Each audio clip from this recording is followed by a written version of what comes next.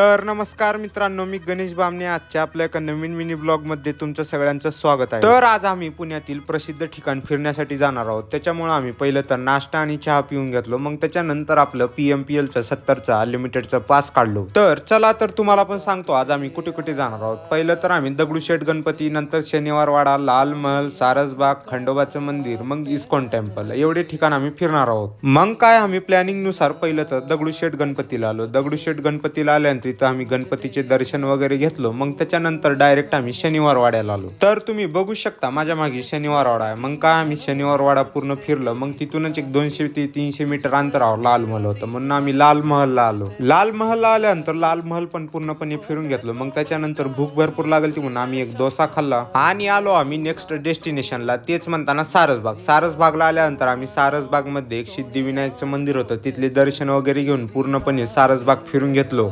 सारसबाग फिरून झाल्यानंतर आमची चौथी डेस्टिनेशन होती खंडोबाचे मंदिर. मग काय त्या खंडोबाच्या मंदिरामध्ये गेलो, तिथं पण आम्ही दर्शन वगैरे घेतलो. त्यानंतर आम्ही आलो 5व्या डेस्टिनेशनवर, म्हणतानाच आपलं इस्कॉन टेम्पल. इस्कॉन टेम्पलला आल्यानंतर बघितलं तर काय असं अप्रतिम आणि खूपच छान इस्कॉन टेम्पल बनवलं होतं. मग काय आम्ही टेम्पलच्या मध्ये गेलो. टेम्पलच्या मध्ये गेल्यानंतर बघितलं तर काय तिथं मस्तच अशी कृष्णाची आणि राधाची मूर्ती होती. मग काय आम्ही तिथले दर्शन वगैरे घेतलो. दर्शन घेऊन झाल्यानंतर बाहेर आलो. बाहेर आल्यानंतर बघितलं तर काय त्याच्याच बाजूला एक तिरुपती बालाजीचं मंदिर होतं. मग त्या बालाजीच्या मंदिरामध्ये गेलो. तिथे गेल्यानंतर तिथं पण आम्ही दर्शन वगैरे घेतलो. तर त्या मंदिराहून एवढं भारी व्ह्यू दिसत होता का नाही, तर बघू शकता तुम्ही पुढच्या इस्कॉन टेम्पलचं व्ह्यू एकच नंबर दिसत होतं. मग काय मी तिथले थोडे बहुत सिनेमॅटिक काढलो. सिनेमॅटिक काढल्यानंतर डायरेक्ट आपण PG वर जाण्यासाठी निघालो. तर तुम्हाला ह्या मिनी ब्लॉगचा लॉंग ब्लॉग बघायचा असेल तर आपल्या चॅनलवर अपलोड केलेला आहे, ते जाऊन बघा. मग तुम्हाला आजचा आपला मिनी ब्लॉग कसा वाटला कमेंट बॉक्स मध्ये कमेंट करा. ब्लॉग आवडला तर नक्कीच लाईक, शेअर, सबस्क्राईब, फॉलो करा.